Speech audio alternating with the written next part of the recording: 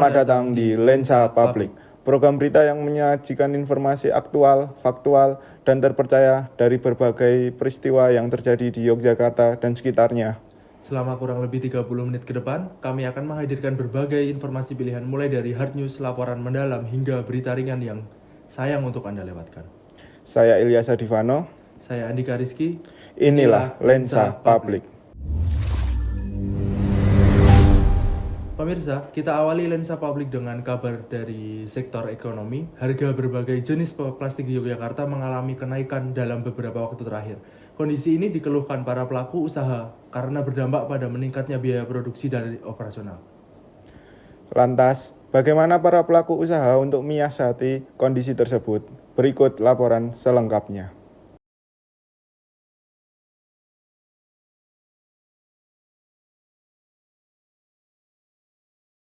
Apakah Anda merasakan perubahan harga atau kebijakan dari penjualan plastik? Kalau perubahan harga sudah pasti sih Mas, karena beberapa kali kita mengalami fluktuatif harga, jadi perubahan harga setiap terus.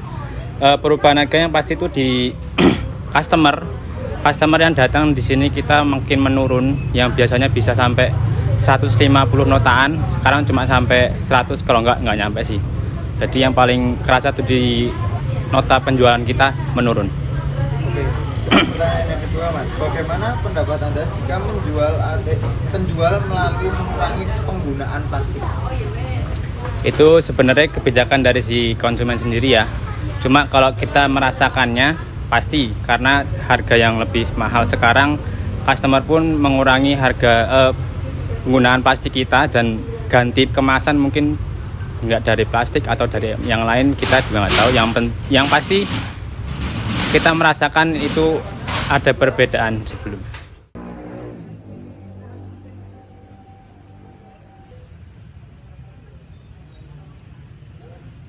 Sejak kapan Anda merasakan kenaikan harga plastik? Sejak berdampak di ini ya, perang kemarin ya. Nah, itu pertama itu dari kenaikannya. Oke. Terus pertanyaan yang kedua, seberapa besar dampaknya terhadap biaya usaha Ibu? Pengaruh banget karena biasanya pemesan di Bakpia Sorsawa itu banyak yang pakai plastik vakum. Jadi harga kenaikan itu hampir 100%.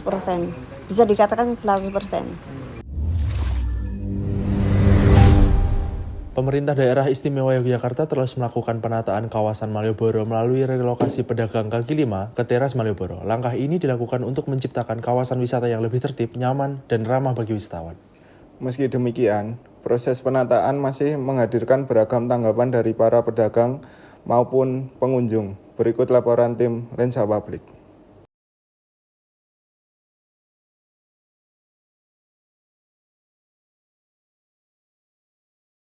Bagaimana kondisi usaha Ibu setelah dipindahkan ke teras Malioboro? Kondisinya omsetnya menurun. Pada belum tahu kalau di sini teras Malioboro. Kedua, apa dampak positif yang paling dirasakan sejak relokasi ini? dampak positifnya itu rapi, tertata. Jadi nggak berantakan, nggak kayak di kaki lima dulu. Ya, rapi. Yang ketiga, kendala atau dampak negatif apa yang Ibu alami setelah berpindah? Setelah berpindah, pengunjungnya sedikit. Kebanyakan belum pada tahu. Soalnya kan dipindah itu langganan pada nggak tahu. Cuman sedikit yang tahu. Kurang informasi mungkin.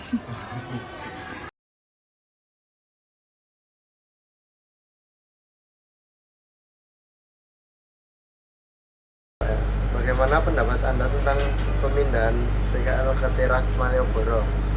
Jadi lebih nyaman aja sih, soalnya kan tadinya kan di sana kan emang lalu lintasnya cukup tinggi ya. Terus abis itu setelah di sini sih lebih nyaman aja karena jadi lebih luas, terus lebih leluasa aja buat jalan-jalannya, terus milih-milihnya gitu. Karena kan biasanya kayak ini nih berdesak-desakan gitu sih.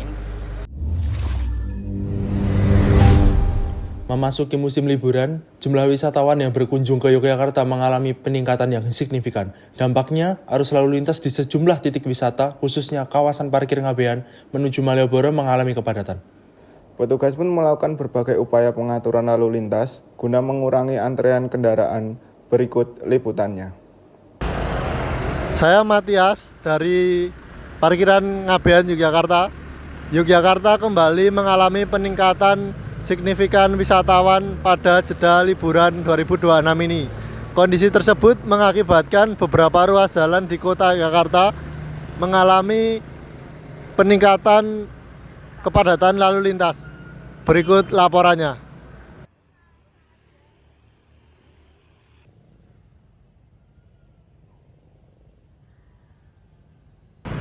Bagaimana pendapat Bapak mengenai lonjakan wisatawan yang mengakibatkan beberapa ruas jalan di kota ini mengalami peningkatan kepadatan lalu lintas? Kalau tentang kepadatan lalu lintas, saya sebenarnya capek Mas. Saya kan warga asli sini. Apalagi kalau saya dari pagi sampai malam tuh gak ada perubahan lalu lintas sama sekali Mas. Apakah kondisi ini cukup berdampak merugikan bagi Bapak atau bagaimana? Cukup merugikan karena kalau saya biasanya dari pagi itu kan berangkat kuliah gitu kan. Apalagi pas pulang itu gak ada perubahan sama sekali, selalu macet.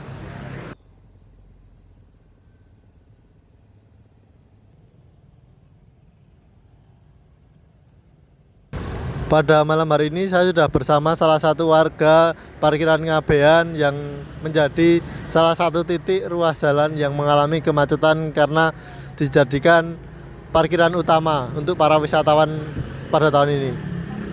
Bapak, dengan Bapak siapa sebelumnya? Erik. Bagaimana pendapat Bapak mengenai kondisi peningkatan wisatawan dan lalu lintas yang cukup padat pada malam hari ini? Kalau dari saya mungkin ini sudah hal yang biasa ya Mas, karena sudah bertahun-tahun kayak gini dan wisatawan juga semakin banyak dari luar kota ataupun dari lokal, dari Yogyakarta sendiri. Apakah kondisi seperti ini cukup mengganggu bagi aktivitas Bapak atau lingkungan sekitar sini, warga sini? Sebenarnya sih plus minus ya Mas. Kalau siang mungkin ya nggak terlalu ganggu, tapi kalau malam kan menjadi macet. Apalagi ini parkiran bis semua dan mungkin kalau dari warga nggak, ya mungkin kebantu dari usaha-usaha kecil-kecilan mereka yang terbantu oleh dari wisatawan yang datang dari luar kota yang bisa menghidupi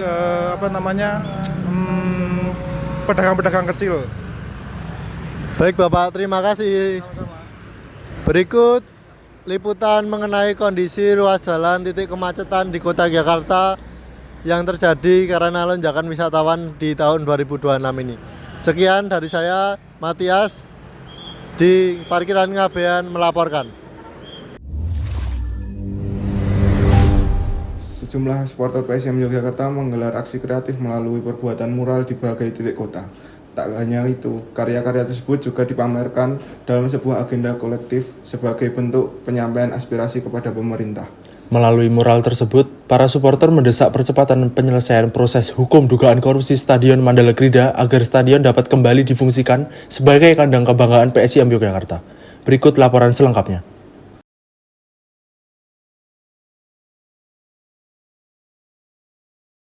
Apa yang melatar belakangi lahirnya gerakan kolektif Usut Tuntas Mandala Krida ini?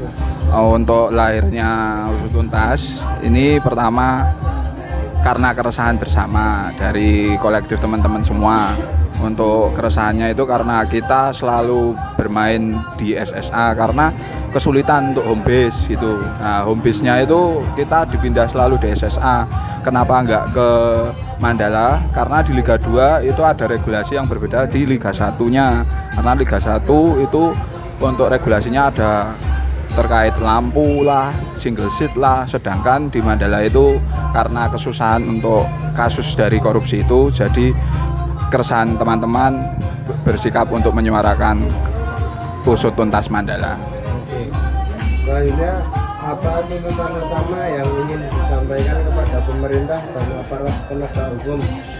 Untuk hal itu adalah yang terutama bagi teman-teman supporter yang terutama di bagian kami itu 910 untuk kolektif itu ya tentu adalah venue atau home base dari Mandala Krida. Itu yang harus kami kejar, yang utama.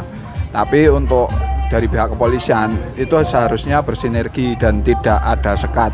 Harusnya membantu dan bukan membatasi, karena setiap gerakan teman-teman itu yang ada di jalan untuk bersuara itu harusnya disokong atau dilindungi, seperti contohnya sudah bersuara di tembok, moral-moral yang sudah dilihat teman-teman atau warga semua bukannya dihapus, harusnya disupport atau tetap disuarakan, dan sebisa mungkin untuk hal tersebut itu bisa berkembang ke teman-teman semua, karena satu-satunya cara ya cuman itu sekarang yang bisa dipunyai, karena nggak ada cara lain sih, menurutku.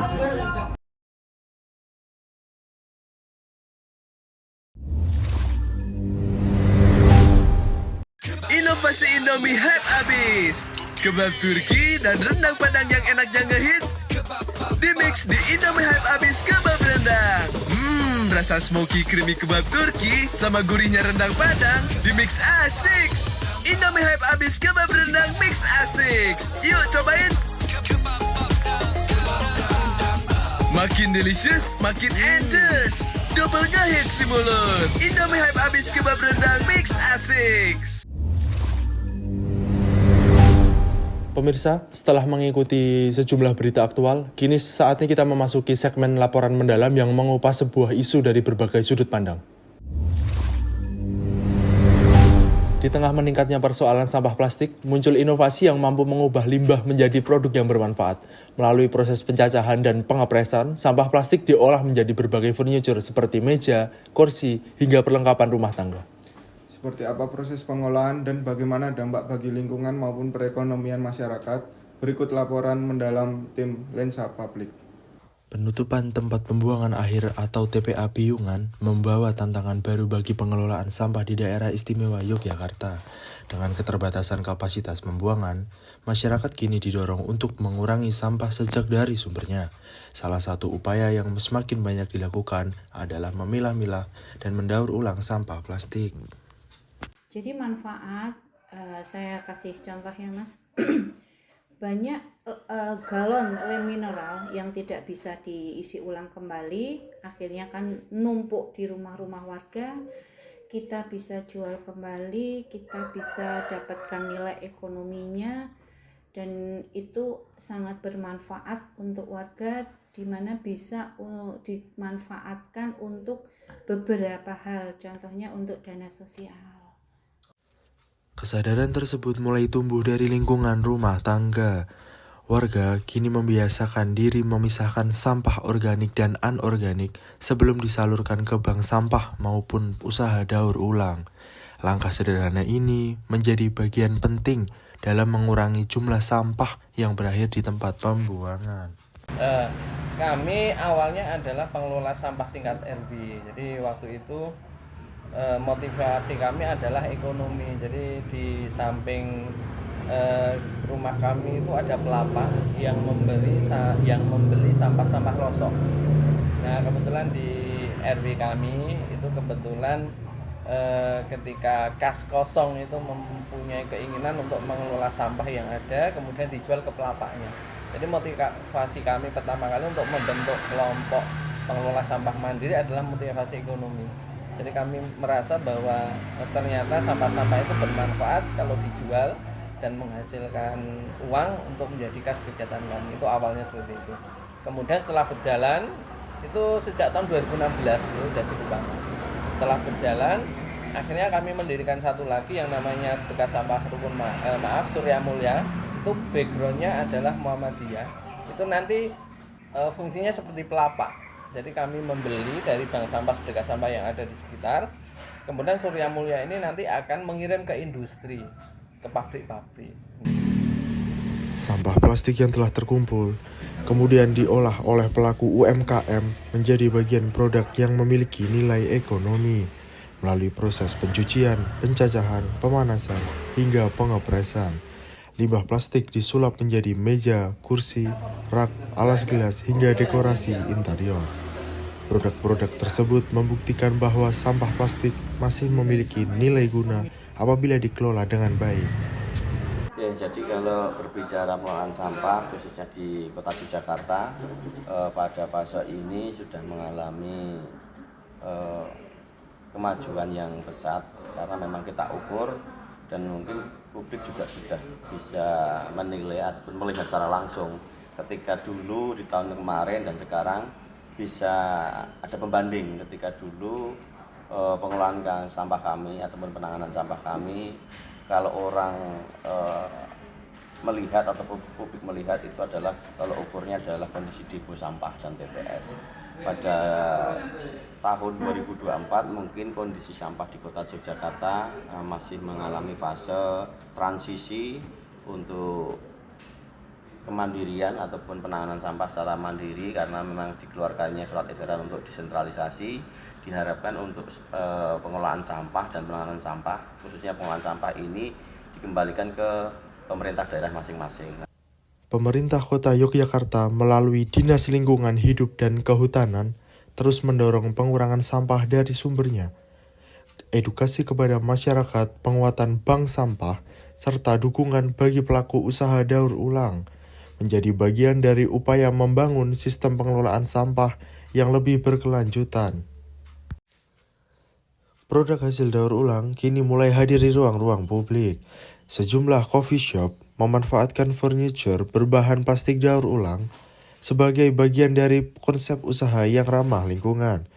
Kehadirannya tidak hanya mengurangi limbah plastik, tetapi juga mengajak masyarakat lebih dekat dengan produk hasil daur ulang.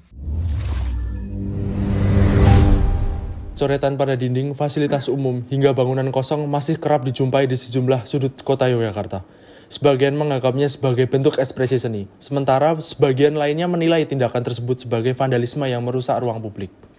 Tim Lensa Publik menelusuri lebih jauh penyebab, dampak, hingga pandangan berbagai pihak mengenai fenomena ini. Berikut laporan mendalamnya. Yogyakarta dikenal sebagai kota budaya dan kota seni. Hampir setiap sudut kota menyimpan nilai sejarah dan estetika. Namun, di balik pesonanya, masih banyak ditemukan coret-coret liar yang memenuhi dinding bangunan. Fenomena ini memunculkan pertanyaan, apakah semua coretan merupakan bentuk seni, atau justru termasuk vandalisme yang merusak ruang publik? Jadi vandalisme, dari kata vandal itu kan merusak ya. Jadi kalau kemudian pakai istilah isme itu kan merusak tatanan, merusak keindahan dan kaidah-kaidah yang ada. Vandalisme merupakan tindakan merusak atau mengubah fasilitas umum maupun milik pribadi tanpa izin. Bentuknya beragam, melalui dari grafiti ilegal, tagging, hingga pemasangan stiker di ruang publik. Kalau vandalisme dianggap penting karena itu adalah merusak ya, artinya upaya kami adalah untuk mencegah. Misalnya upaya pencegahan yang kami lakukan itu kalau untuk di kegiatan tahun ajaran baru di SMA itu kan ada masa pengenalan MOS ya, kami sampaikan terkait dengan vandalisme yang ada di dalam lingkungan di wilayah Kota Yogyakarta itu juga sudah mulai merusak.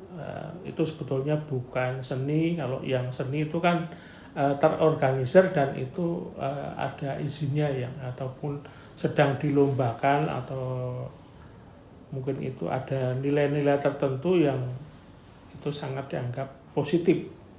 Meski penertiban terus dilakukan, coretan baru tetap bermunculan. Kondisi ini menunjukkan bahwa pesona vandalisme bukan hanya soal penegakan aturan, tetapi juga berkaitan dengan perilaku masyarakat. Apa yang Anda rasakan ketika melakukan vandalisme? Itu kepuasan, kebebasan, perlawanan, atau hal lain? Ya, yang saya rasakan itu kebebasan, perlawanan. Kalau untuk hal lainnya tuh salah satu cara untuk mengekspresikan diri sama adrenalinnya sih mas, itu aja sih mungkin. Apa alasan utama Anda memilih tembok atau bangunan tertentu sebagai media coretan? Kalau untuk alasan media di tempat umum itu kayak misal baliho capres, politik lah mas. Itu aja boleh terpampang di mana-mana. Masa kita sebagai rakyat gini mau menyuarakan tidak boleh. Pengakuan pelaku menunjukkan bahwa aksi vandalisme tidak selalu didorong oleh niat merusak. Ada motif pencarian identitas, pengakuan kelompok, hingga sensasi yang dirasakan ketika berhasil meninggalkan jejak di ruang publik. Dari aku pribadi, selaku pelaku grafiti, aku ngelihat kui ini sebagai proses sih mas. Jadi kayak, karena biar aku awalnya ya coret-coretan yang dalan mas, kayak vandal-vandal dan segala macem. Nah harapannya itu kayak yang awalnya vandal-vandal coret-coret, semakin kesini semakin nyoba terkonsep, semakin nyoba buat piece dan lain sebagainya. Nah kui aku malah respect mas. Cuman yang jadi masalah adalah ketika mereka coret-coret tok, terus ngegedi tok, vandal-vandal tok, terus ragilem tanggung jawab dan lain sebagainya. Bahkan kemarin yang beberapa yang viral tuh mereka ngerusak karya mural dan lain sebagainya. Nah itu sing aku jadi kurang respect sih mas. Karena nek buat aku, nek kowe wani medun ning dalan, kowe kudune duwe karya sing proper sik ngono, gek medun ngono. Bagi seniman grafiti, media berkarya bukan sekedar tembok kosong. Ada etika, izin, hingga tanggung jawab terhadap ruang publik yang harus dihormati. Grafiti dan vandalisme adalah dua hal yang sering dianggap sama. Padahal, memiliki perbedaan yang mendasar. Grafiti dapat menjadi karya seni ketika dibuat dengan izin dan menghormati ruang publik. Sedangkan vandalisme merupakan tindakan merusak yang berdampak pada masyarakat.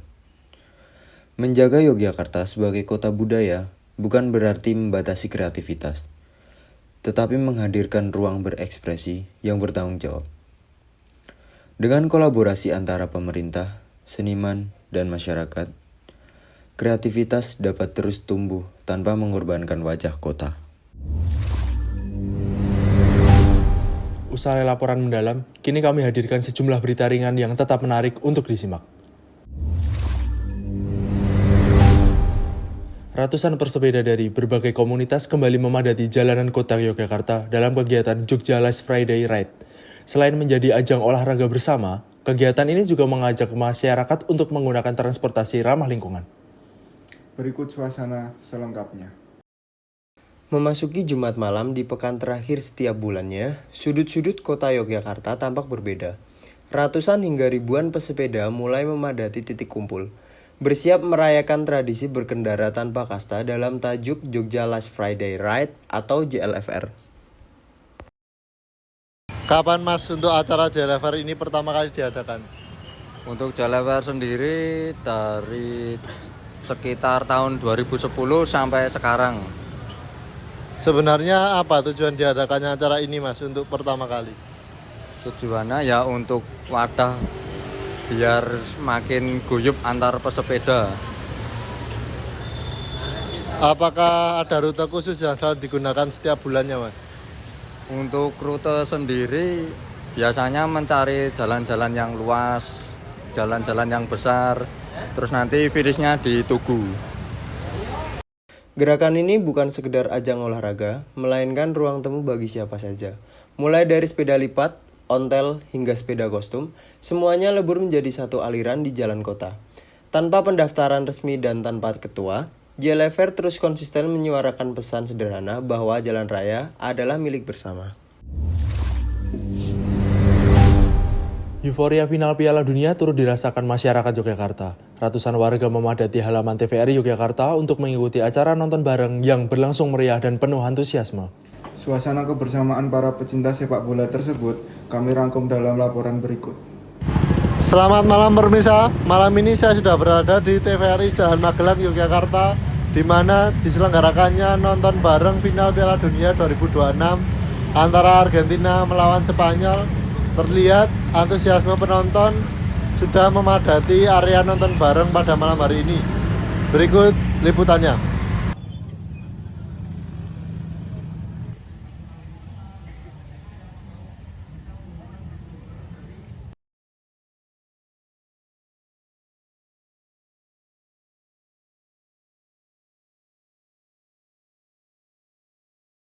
Saat ini saya sudah bersama dengan Mas siapa? Mas Mahfud. Mas Mahmud, kenapa Anda memilih menonton Piala Dunia di TVRI Jogja ini? Alasan saya nonton di TVRI mungkin karena kalau nonton rame-rame itu vibe-nya lebih kerasa ya Mas. Kalau sendiri itu kayak gimana kalau misalkan ada momen-momen yang menegangkan dari kedua tim, misal saling membalas serangan itu kan, kalau sendiri kayak cuma buat teriak-teriak itu kurang vibes-nya. Kalau rame-rame itu rasanya lebih enak aja Mas itu. Bagaimana Mas menurut Anda suasana pada malam hari ini? Untuk situasi malam ini mungkin karena kemarin saya juga nonton di sini ya, pas pertandingan Inggris sama Prancis yang rebutan juara 3. Kalau kemarin itu nggak seram ini Mas. Kalau malam ini sungguh-sungguh luar biasa antusias dari masyarakat Jogja maupun pendatang mahasiswa sini sangat padat untuk nobar di TVRI Yogyakarta ini. Apa harapan Anda agar mungkin kegiatan seperti ini dapat terus dilakukan? Mungkin untuk kedepannya mungkin TVRI sering lah mengadakan nobar-nobar seperti ini, bukan hanya dari event-event seperti internasional Piala Dunia, tapi mungkin untuk yang berhubungan seperti Timnas Indonesia. Karena kita tahu sendiri supporter kita terhadap Timnas Indonesia itu antusiasnya juga sangat besar. Mendekat lagi seperti contoh akan mungkin ada event Piala Asia ataupun AFF atau kemudian event yang terbaru seperti ASEAN Championship. Baik, terima kasih Mas. Baik, sama-sama. Begitu pemirsa, liputan singkat saya bersama salah satu penonton nobar di TVRI Jogja pada malam hari ini. Masyarakat Ambar Ketawang Gamping, Sleman kembali menggelar tradisi kirap adat Bekakak. Tradisi ini yang telah berlangsung secara turun-temurun ini menjadi wujud rasa syukur sekaligus upaya melestarikan budaya lokal. Selamat siang pemirsa. Siang ini saya sudah berada di titik akhir perjalanan upacara Bekakak yang diadakan di Gunung Gamping. Terlihat penonton sudah memadati area garis finish dari perjalanan Gunung Gamping ini sendiri.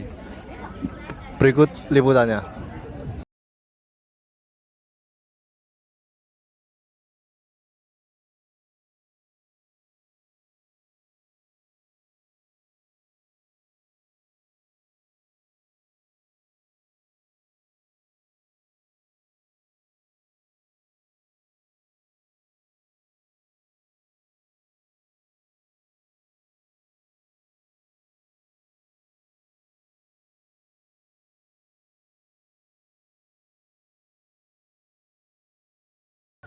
Tujuan utama diadakan acara adat Bekakak ini sendiri apa ya Mas?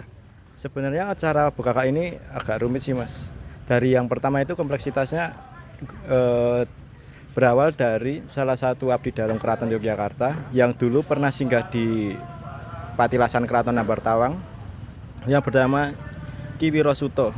Dalam sejarahnya Ki Wiro Suto itu dalam abad yang pertama itu kan keraton sebenarnya kan berada di sini cuma untuk singgah sementara. Jadi Sri Sultan pertama ke sini bersama abdi dalamnya, akan tetapi di tahun setelahnya Pak Sri Sultan kembali ke Keraton Jogja yang sudah jadi. Jadi abdi dalam di sini tetap mau menyinggahi yang di sini untuk mengurus lah, katanya mau mengurus.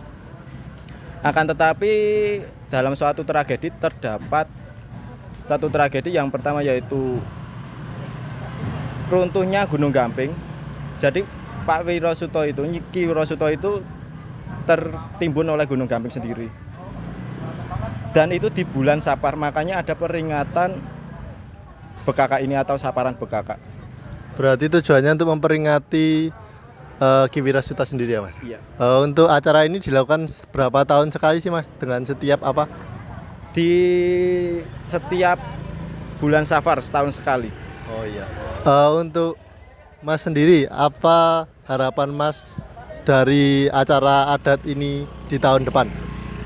Tentunya untuk budaya ya Mas ya, karena budaya itu kan sudah melekat di sekitaran Gunung Gamping, jadi kalau bisa akan tetap terus ada aja. Terima kasih Mas. Demikian rangkaian informasi yang kami hadirkan dalam Lensa Publik hari ini. Terima kasih atas kebersamaan Anda. Semoga setiap informasi yang kami sajikan dapat menambah wawasan dan menjadi referensi bagi aktivitas Anda. Saya Andika Rizky. Saya Ilyas Adivano. Terima kasih telah menyaksikan Lensa Publik. Sampai jumpa pada edisi berikutnya. Tetap jaga kesehatan, tetap bijak menyikapi informasi, dan selamat melanjutkan aktivitas.